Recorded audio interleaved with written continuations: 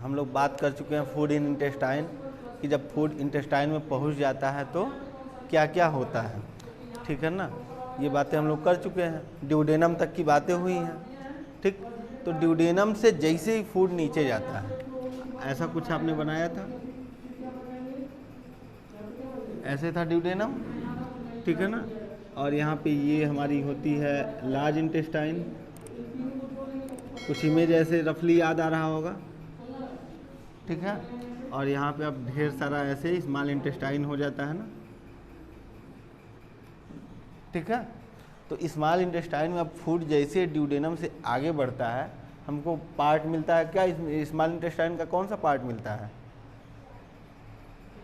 जर्जेनम, ठीक है ना। उसके बाद फिर क्या मिलता है, इलियम, ठीक है। तो जर्जेनम से इंटेस्टाइन में एक चीज स्टार्ट होती है जिसका नाम है इंटेस्टाइनल विलाई, विलाई, ठीक है ना। ये होती क्या है, तो ये जो नली है, यहाँ पे देखो ध्यान से, ये जो नली है, ठीक है ना, इस नली को अगर हम लोग ऐसे सीधा कर दें,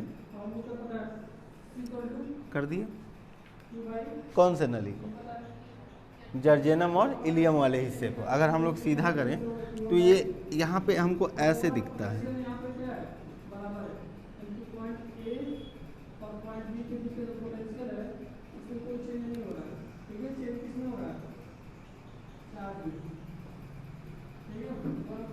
मतलब कुछ इसमें से हिस्सा ऐसे निकला हुआ दिख रहा है ना,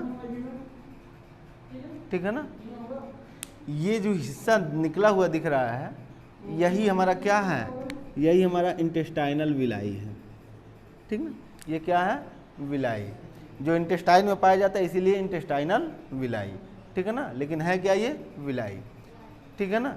तो अब यही विलाई का स्ट्रक्चर हम लोग देखेंगे कि होता कैसा है। जब स्ट्रक्चर देख लेंगे उसके बाद फिर आगे की बात करेंगे। एक्चुअल में हमने बातें क्या बोली थी कि जैसे ड्यूडेनम से आगे अब फूड पहुँचेगा, क्या होना शुरू हो जाएगा, उसका एब्जॉर्प्शन होना शुरू हो जाएगा।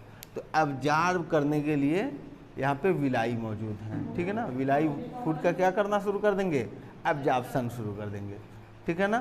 क्लियर है। तो अब विलाई का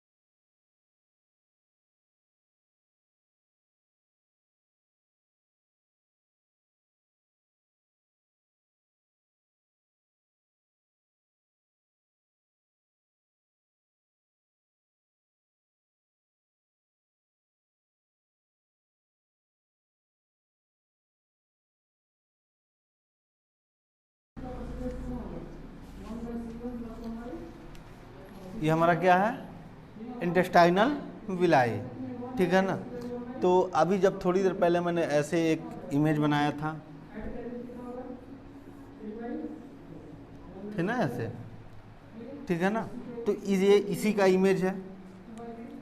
देखिए नीचे जो है, ये डायग्राम में देखिए, नीचे वाला एक जो ऐसे हिस्सा जा रहा है, वो यहाँ वाला ये जो हिस्सा है, ये जो लाइनिंग जा रही है इंटेस्टाइनल लाइनिंग, ये उसका है। उसमें जो भी ब्लड वेसल्स पाए जाते हैं, कौन कौन से ब्लड वेसल होते हैं, ये आर्ट्रियोल हैं, ठीक है ना, ब्लू कलर वाले आर्ट्रियोल, ब्लैक वाला जो मैंने बनाया है वो वेन्यूल, और उसके नीचे फिर से ब्लू कलर में जो बना है ये क्या है, लिम्फेटिक वेसल्स, ठीक है ना। ये आर्टरी से आया हुआ है, ये वेन से आया हुआ है, और ये लिम्फ से आया हुआ है, ठीक है ना। अब ये तीनों, ये जो ऊपर हिस्सा निकला हुआ है, इनमें ये तीनों जाते हैं। और यहाँ से देखो ये फाइन कैपिलरी बना रहे हैं, ठीक है ना, कैपिलरी,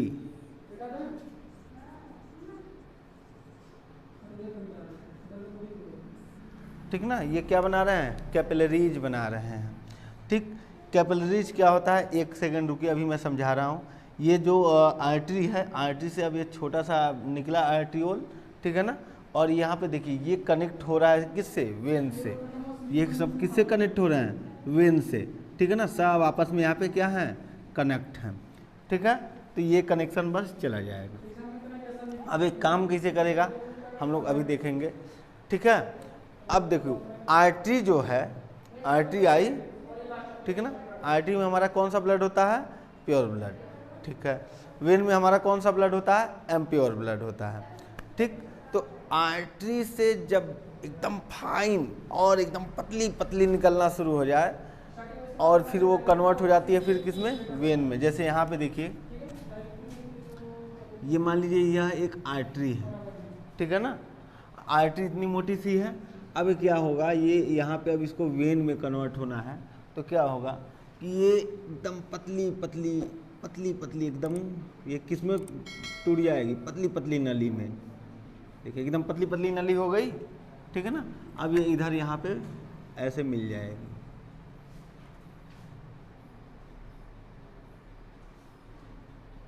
ठीक है ना। और ये सारा हिस्सा आके हमें मिल गया। तो एकदम पतली पतली फाइन सी जो ब्लड वेसल्स बना, इसी फाइन ब्लड वेसल को हम लोग क्या बोलते हैं? कैपिलरीज, ठीक है ना। इसी फाइन वाले ब्लड वेसल्स को हम लोग बोलते हैं कैपिलरी। एकदम पतले पतले से होते हैं, ठीक है ना।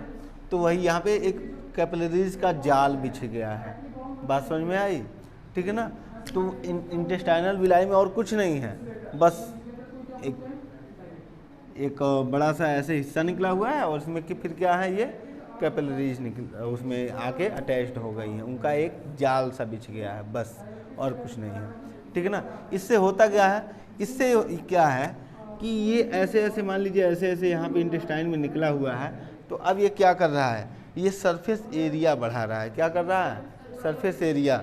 सोचो ये अगर पहले अगर ये ऐसी होती तो अगर आपको अब यहाँ से यहाँ तक जाना है, यहाँ से यहाँ तक आपको जाना है, तो मान लीजिए 10 सेंटीमीटर है, ठीक है ना।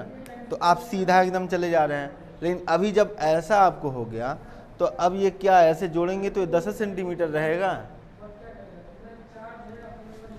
अगर यहाँ से यहाँ तक 10 सेंटीमीटर है तो अभी देखिए ना, ये यहाँ से ऊपर चढ़े हो सकता है 2.5 सेंटीमीटर ऊपर ही चढ़ने में लग गया, 2.5 सेंटीमीटर नीचे, तो यानी इतनी ही दूरी में आपका 5 सेंटीमीटर हो गया, ठीक है ना।